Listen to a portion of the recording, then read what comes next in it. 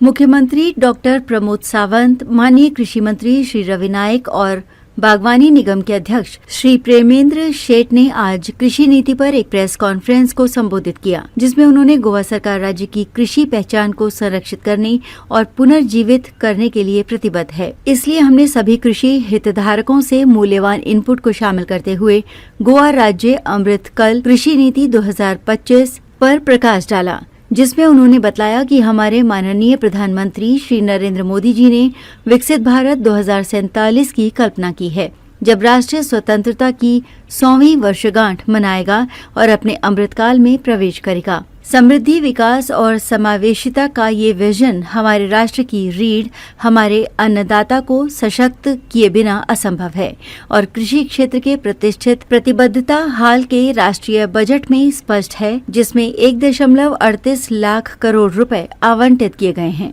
Policy के बारे में बात करते वक्त आज हमने पॉलिसी लॉन्च की।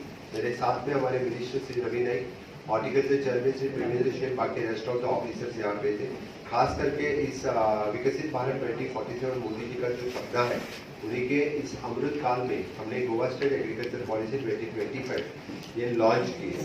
इसमें अन्नदाता फार्मर्स इसको इम्पोर्टेंस दिया है और मैं माननीय मोदी जी को बहुत बहुत अभिनंदन करता हूँ।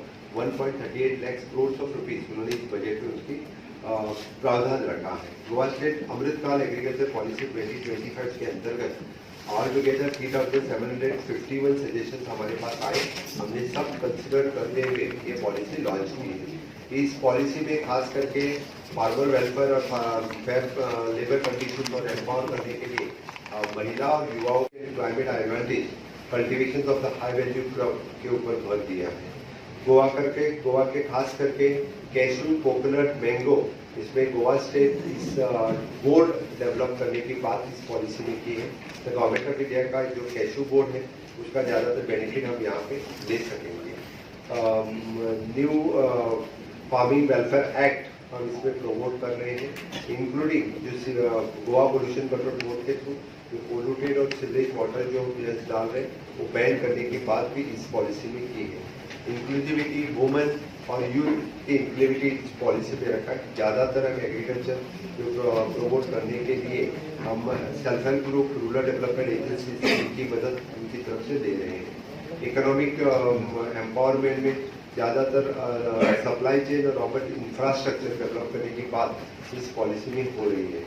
खास करके the comprehensive Goa Amritkaal agriculture policy framework 10 reflects the Goa government for commitment to transforming the agriculture sector into the modern productivity, sustainability, resilient and inclusive the pillar of the economic, including the innovation, technology and research in transforming the agriculture poised to meet the challenges in the 21st century of the preserving traditional knowledge and practices having the sustainable Goa's agriculture centric। ये बात इस policy में की है। मैं प्राकृतिक खेती और ऑर्गेनिक खेती का इसमें ज़्यादातर भर रहेगा। ऑल टुगेदर इसमें 52,000 फार्मर्स एट प्रेजेंट रजिस्टर्ड है, 70,000 फार्मर के पास केसीसी है और बाकी सभी के सभी केसीसी मिलने ऊपर हमारा प्रयास रहेगा। मैं एग्रीकल्चर मिनिस्टर मिस्टर रवि नायक इसका अभिनंदन करता हूँ, जिन्होंने लीड लेके एग्रीकल्चर पॉलिसी की है। गोवा में मिस्टर प्रेमेंद्र शेठ इनकी लीडरशिप में horticulture day by day production बढ़ रहा है, प्रोडक्टिविटी, इसके लिए उनका भी बहुत बहुत अभिनंदन। मेरे डिपार्टमेंट का मैं बहुत ही अभिनंदन करता हूँ। अच्छी पॉलिसी हमारे लिए। Thank you.